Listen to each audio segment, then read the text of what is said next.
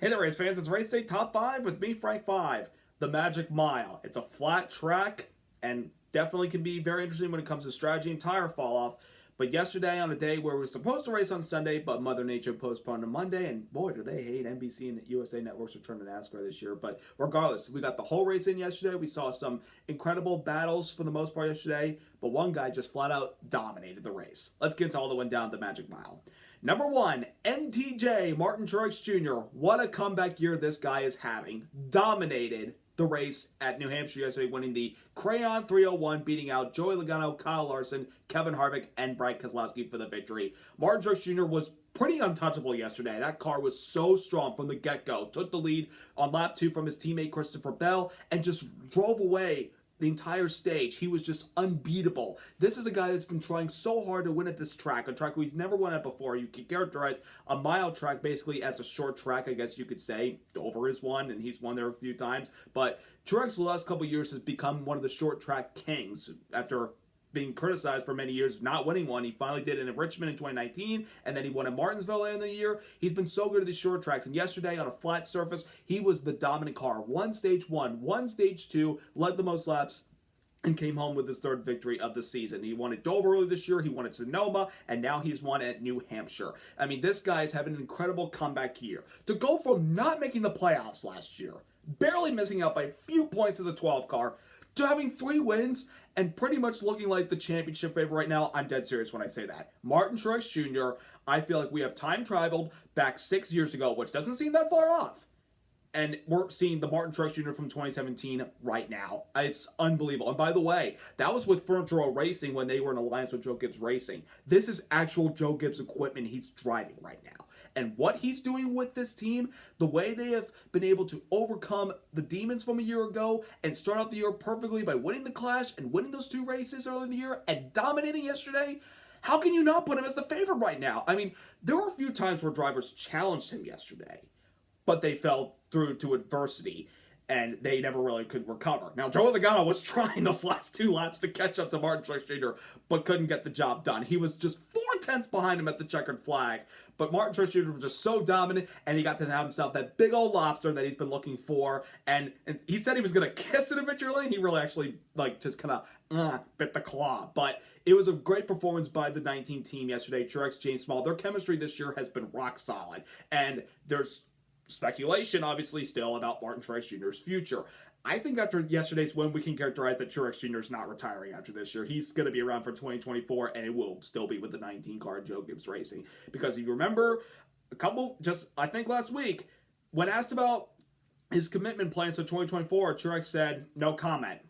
Well, I think after this, you can pretty much clarify that he's not retiring anytime soon. He's just having fun, he's winning races, and he could pretty much right now be classified as the championship favorite, whether it's him or Kyle Busch or William Byron or whoever. Martin Truex Jr., I think we can all agree he's the best driver at Toyota right now and quite possibly is the championship favorite. But great performance by that 19 team yesterday. Boy, they were rock solid all day long at the Magic Mile. Number 2, Stewart-Haas Racing brought speed. Some fared well, the other half didn't. I mean, it was kind of a up and down day for both the drivers of that team. Let's start first with the man making his final start at New Hampshire in Kevin Harvick. He didn't qualify well. He started inside the top 20, fell back a little bit, and then as the long runs began to show up, he started to progressively work his way through the field because of his experience and because he's been relatively good this track. He's got 4 wins here. He seemed to have a good top 10 car yesterday and seemed to be relatively good on the long runs. When we had a pit stop late in the race in the final stage in green flag runs, he had a slow stop and dropped him all the way back to 19th, but picked his way up to 12th. It looked like that was where he was going to probably finish because he was a few seconds behind 10th place. Then we had cautions come out with Noah Gragson hitting the wall, and that allowed Harvick to roll the dice, shall we say. He didn't run the children's, called an audible instead. We're going to stay out. If we don't win the race, we can at least get a top 5, top 10 out of this. And there was at least under 20 laps to go, and the tires were not really old, so I do agree with the decision to stay out. Ultimately, they lost a couple spots in the restart, but to get away with a 4th place finish for your final start at New Hampshire, that's nothing to complain about, and he's still building the cushion points-wise with only 6 races to go before the playoffs start. If we don't get any new winners down the road, Kevin Harvick will be in the playoffs, probably on points, but we'd like to see him win one more race in his final season, wouldn't we? But he did a great job yesterday overcoming that late race green flag pit stop that was slow and turned it into a gamble to stay out and got a top 5 finish. That's an impressive job by the 4 team. And then the other positive was Chase Briscoe. This guy finished 10th? Are you kidding me? This guy was 10th at the checkered flag? Because if you were watching early in that race, you wouldn't have even said Chase Briscoe's a top 10 car. That car was not good at the beginning. They were struggling in the top 25, which is pretty much where they've been running all year long. Sorry, but it's the truth. They've struggled this year. But when they got a caution late in the race after green flag pit stops in stage 2 for Eric Jones' spin, he got the free pass, he got his lap back, and some drivers decided to pit before the start of the final stage. He was one of the few that stayed out. And he was able to gain track position and hold that track position for the majority of the final stage. The lowest I think he fell out to was 12th. And then, of course, we had those late race yellows. He was able to pick up a few spots one by one. He had a good run yesterday, and he had a good car after they made adjustments to where it was at the beginning of the race. They did a great job for a team that has, again, struggled this year and had the big point penalty after the infraction that they had with the part from after the Coca-Cola 600. They needed this run. They needed positivity. And they got it. So kudos to Chase Briscoe and the 14 team. Now, while those two had good runs, the other two didn't fare well. Well, one of them was doing well until he had a problem. First, we'll start with Ryan Preece, a driver who's very well known at New Hampshire because the modifieds run here, and of course he ran modifieds before he became NASCAR Cup and Xfinity and Truck Series driver. He had the experience at this track driving modifieds and won a few times here. He was having a relatively good run yesterday for another team that has struggled this year in general. I mean, Stewart-Haas Racing, other than Harvick, has definitely had its fair share of bad luck this year. But the Preece car, he had a good run yesterday, running inside the top 15.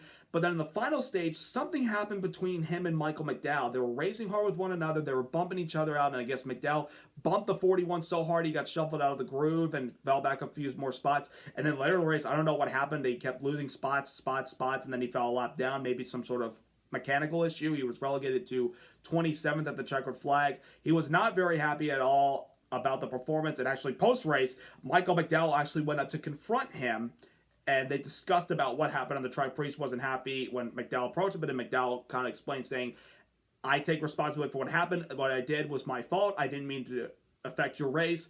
And Preece and him, I guess they shook hands because there was a smile at both of them afterwards. I guess they both agreed to move on from that, and they seem to be on good terms. But unfortunately, what could have been a good, solid top 15 for Preece yesterday turned into a rough 27th place. And then yesterday, heartbreak for Eric Almirola. When you come to New Hampshire Motor Speedway, really since 2018, Almirola has been very good here. I mean, since joining Stewart-Haas. Could have won that race in 2018 if Clint Bowyer did not have a brake failure late. Ran well in 2019, ran well in 2020, and won the race-shortened event in 2021 because we dealt with rain earlier. We got to go in a couple hours later, and then we had to shorten it because of darkness, and New Hampshire doesn't have lights. Almirola ended up getting the victory and locked himself into the playoffs. He seems to always find himself up in the top 5, top 10 at New Hampshire. I probably predicted to myself before the race, do not sleep on Eric Almirola when it comes to New Hampshire. He's really good at this track. And yesterday, he had by far one of his best runs in the year that is not a super speedway at Daytona and Talladega. He ran so well yesterday in the top 3, running second fiddle to Martin Truex Jr. pretty much all of stage 2. He had a good race car. But then after that caution came up for Eric Jones and a couple cars pitted, he took 2 tires like everyone else. And on the restart, Almirola took the lead, going into turn 1, and then going into turn 2, the back end went around, and he hit the wall and knocked himself out of the race, and a chance of a good result, maybe if things had gone their way, a possible victory. What happened was the culprit, the right rear hub that protects the right rear, if I put it in the words, the right rear wheel hub that locks together the tire came off. Now, how did that happen? Well, when you go back and watch the replay of their pit stop, where they took 2 tires to get that track position, the right rear wheel was spinning when they were trying to change the tire. And that shouldn't happen. The tire should be completely locked. If it's spinning, it's not tightened properly. But they dropped the jack and they let him go anyway. So Almirola came on the radio afterwards saying, hey, did we get those lugs? That lugs tight? And he said, yes, we did. And then when he got asked, what happened? They said, we didn't get it tight. So you jumped the gun a little bit by not taking the time to put on that right rear tire, and ultimately took you out of the race. It's unfortunate because, again, Almirola had a good race car. But unfortunately, things happen, and he ended up with a race car yesterday. So half of Stewart-Haas Racing did well, The other half did not fare well. Number 3 is Christopher Bell, trying to defend his win from a year ago. Ran into a lot of problems yesterday. They had a good race car. Started on the pole, seemed to have top 5 speed early on, but then what seemed to be their Achilles heel from preventing them from trying to get the win yesterday was pit road. The first pit stop, they I think overshot the pit box a little bit, had to back it up, and lost a few spots in the process. The next pit stop, which I think was after the end of stage 1, he had to come back in and tighten the wheel on one of their tires because they didn't tighten it properly. And Bell was not happy. His crew chief, Adam Stevens, was animated on the radio, let me tell you. Not appropriate for the kids. But it kept finding the way through the field. They seemed to be one of the only cars that could pass through the field when you're stuck out there like there was no tomorrow. He could pass guys. He was so good yesterday. But once again, pit road was their Achilles heel. They weren't able to have good stops when it mattered the most. Long runs were their best friends. If they had long runs towards the end of the race, they could have gotten to the top 3. I think they were too far back to catch Martin Truex Jr., and then when we had all those late race cautions later in the race, they were trying to fight themselves into the top 5. And going to turn 3, Bell gets a little too high, gets out of the groove, loses the back end, and hits the wall, taking him ultimately out of contention for the race victory. They had good speed, but ultimately pit road was their Achilles heel, and the late race incident ultimately cost Bell a chance to repeat his win from a year ago. Number 4. Ryan Blaney, the young Buckeye Bullet, one of the best Fords that was not a Stewart-Haas car yesterday. Blaney showed good speed all day, running pretty much inside the top 5. Had props the best car from the Penske organization, even though Joey Logano was up there a few times, and of course he got second. Blaney had a good race car yesterday, and then towards the final stage of the opening laps, he was eating into Martin Truex Jr.'s lead. It seemed like he had the pace to keep up with Truex, and if things had gone his way, he could have passed him. But again, it's a flat track. It's tough to pass when the bankings are so flat to the ground. It's not banked where you can maybe try a different groove and thinking you're going to gain something on the bottom where it's a little bit banked. But it's flat surface, so pretty much you're just flat, and you're just trying to think, am I going to gain momentum here, or is the guy going to gain momentum in the lane he's running? He tried everything possible, tried to catch up in the final pit stop of the race under green flag conditions, and then when that caution came out late with about 20 laps to go, everyone came down pit road and took their tires. Blaney left the pit lane, but when he left the pit lane, he ran over the air gun, and that is an infringement of the NASCAR rulebook when it comes to pit road. When you run over his equipment, you have to restart tail end Charlie. And Blaney never recovered from that, especially with the amount of laps we had left, and ultimately finished 22nd. It's a shame because he had a good car and looked like he could contend with Martin Truex Jr. He had the speed. I think the track was beginning to come to him, and Truex seemed to be losing the handling a little bit, despite how strong his car was. But ultimately, Blaney on pit road at the very end cost him a chance at a win and maybe a top 5. But it's how it goes. You have a good car, and then when it comes to pit road at the very end and you don't come out clutch and make a mistake, you get the bad end of it. And that's what happened to the young gun in that 12 car yesterday. And number 5, how we described the racing yesterday at the Magic Mile? Well, the first part of the race before the competition caution for the rain we had was fairly anticlimactic. Not much happened. But then we got in some long runs. We saw some battles, especially the bottom, middle, high grooves, especially in restarts. I think we forget. New Hampshire has some fairly entertaining restarts, especially with the differing grooves that you're running. Bottom, middle, low, high groove. They're so much fun, especially if they're 3 and 4 wide. I don't know how these guys weren't wrecking when they were 3 and 4 wide in these restarts yesterday, especially when it came to late in the race. But when we got into some long runs, we saw guys battle it out, especially with some tire wear. We came with a softer tire this weekend.